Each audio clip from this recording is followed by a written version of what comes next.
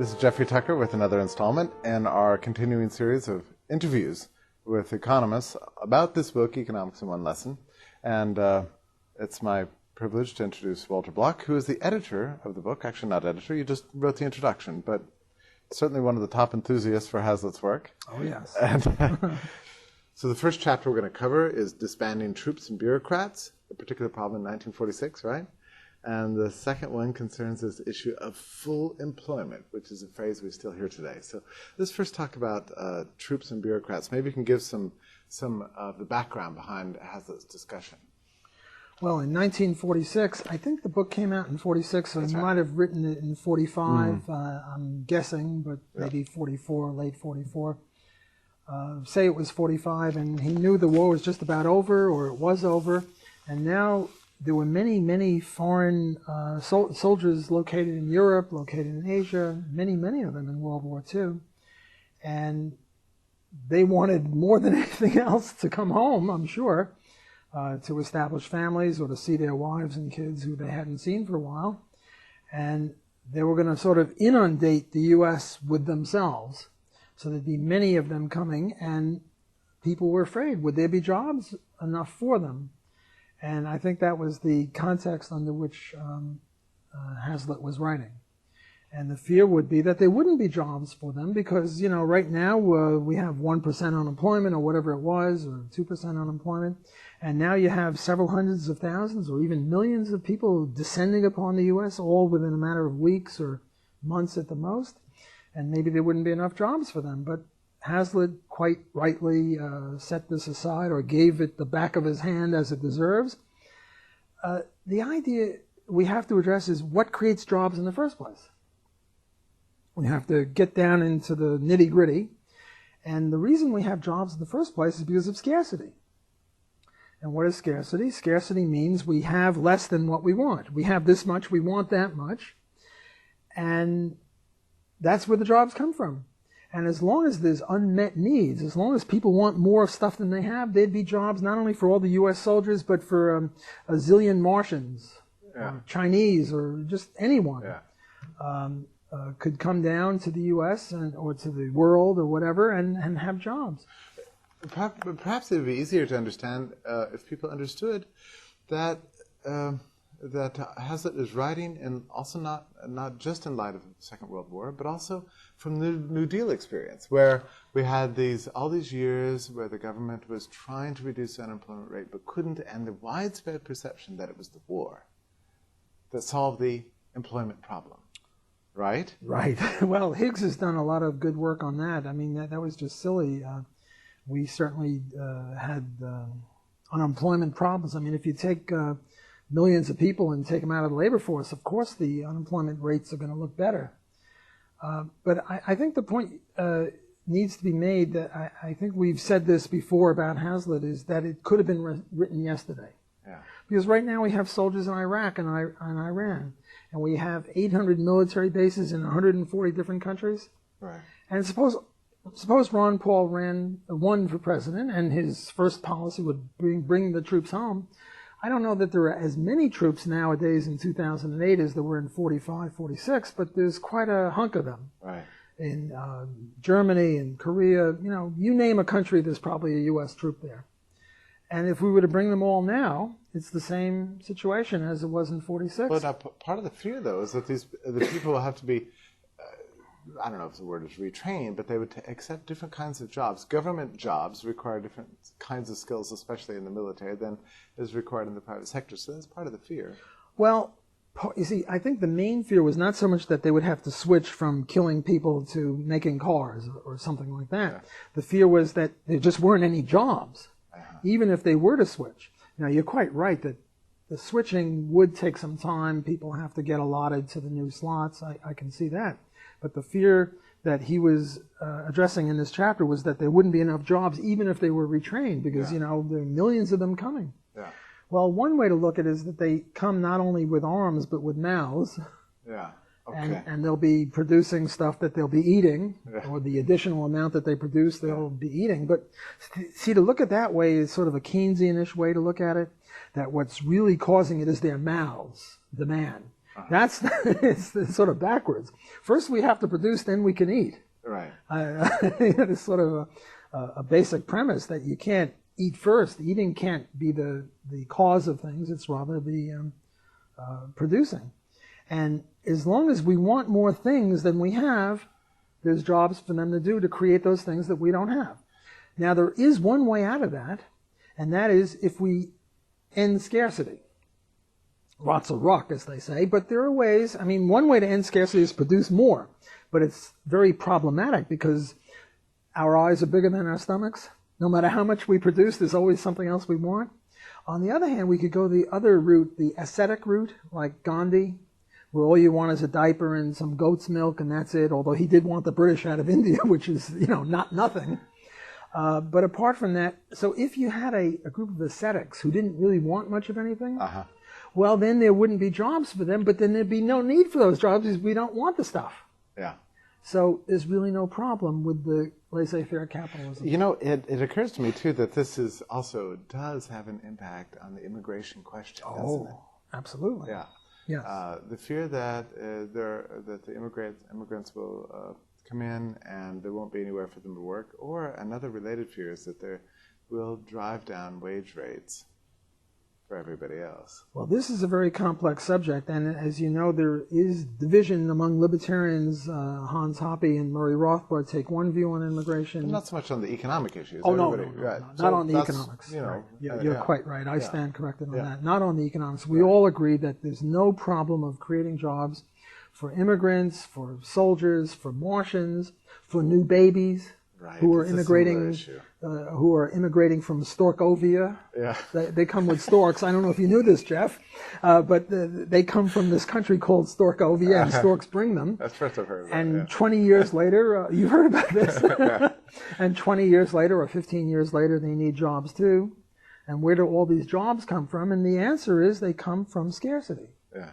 As long as we want more than we have, there'll be jobs for immigrants, there'll be jobs for anyone. What about the fear of wage rates declining? Well, we're now out of praxeology. We're into thymology.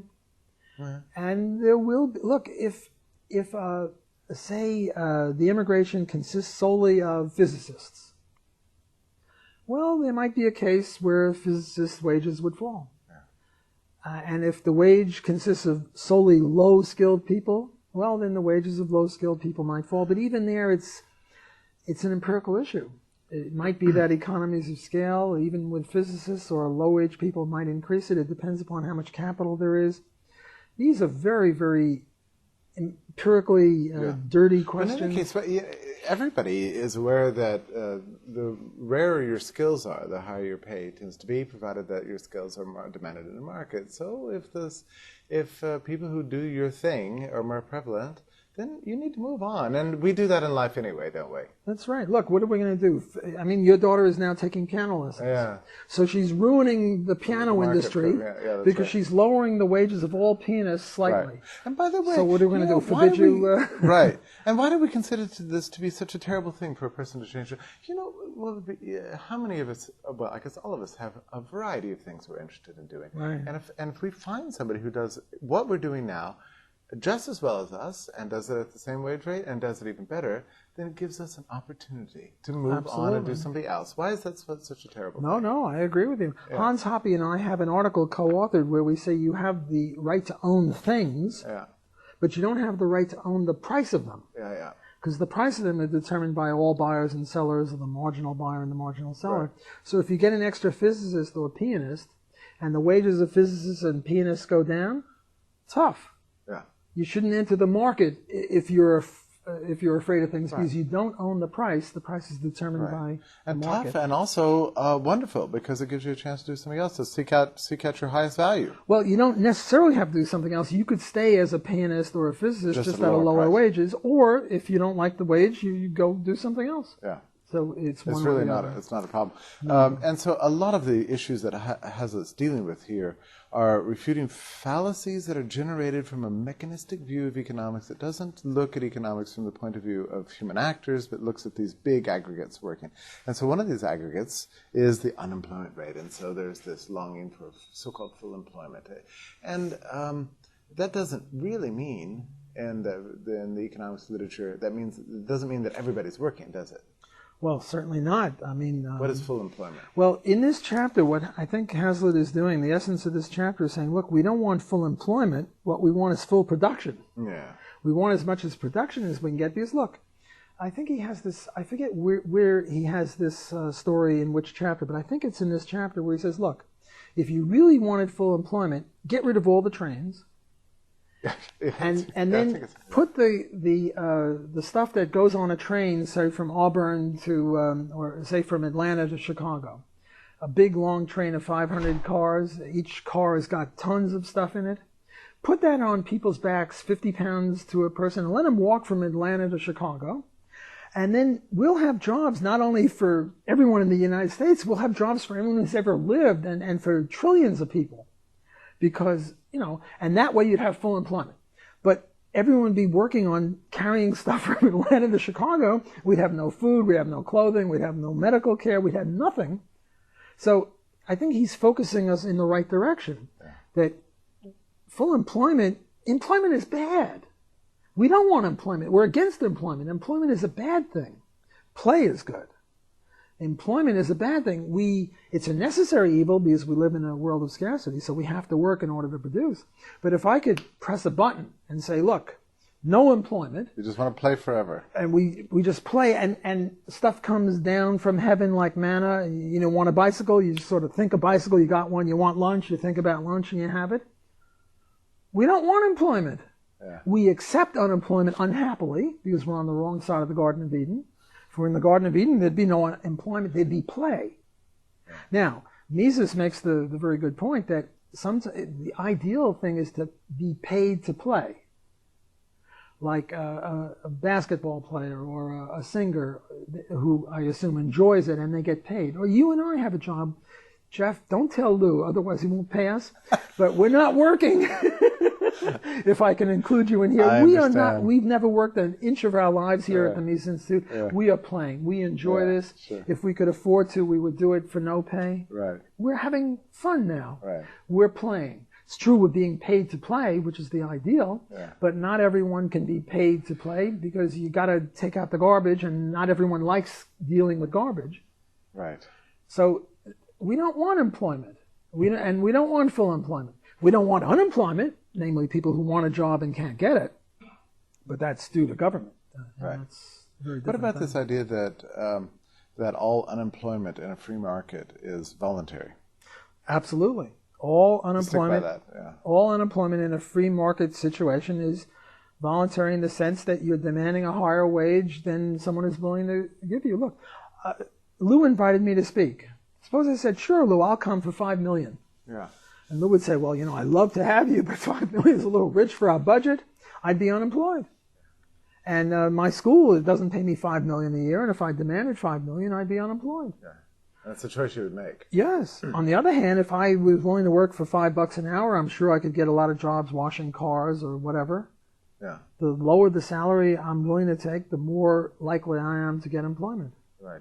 And this is one of the additional problems with minimum wage, is it puts a floor on people's ability to evaluate their contribution. Yeah. That they can make to a the analogy that I like to use sometimes with the minimum wage is that the skunk is a very weak animal, but it has a compensating differential, the smell, and if it didn't have that, it'd probably go extinct. Yeah. The porcupine is a very weak animal except for its quills. Mm-hmm. And if it didn't have that, it'd go extinct. The deer, too, except for its speed. These are very weak animals, but they have one little thing that keeps them alive. Well, very unskilled people, too, have a compensating differential, the ability to work for low wages. Yeah.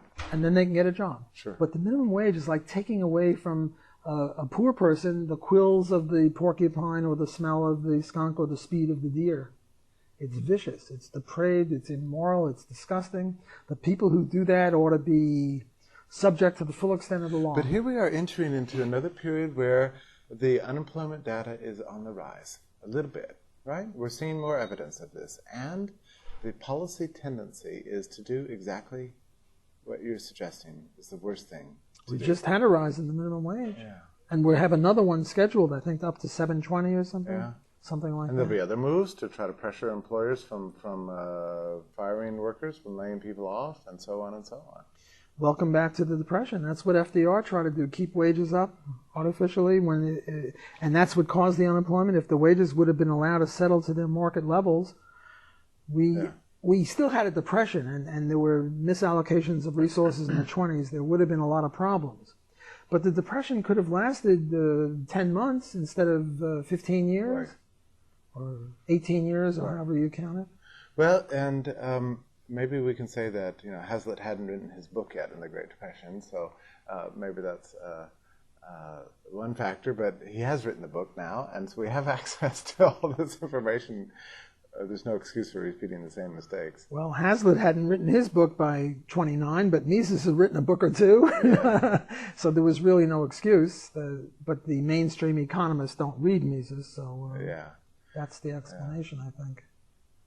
Well, do you think it would assist in avoiding some of these terrible errors of the past for this book to be more widely circulated? I used to be an anarchist, but I now believe in government. And government should have one function. Yeah. They don't call me Walter Moderate Block for nothing.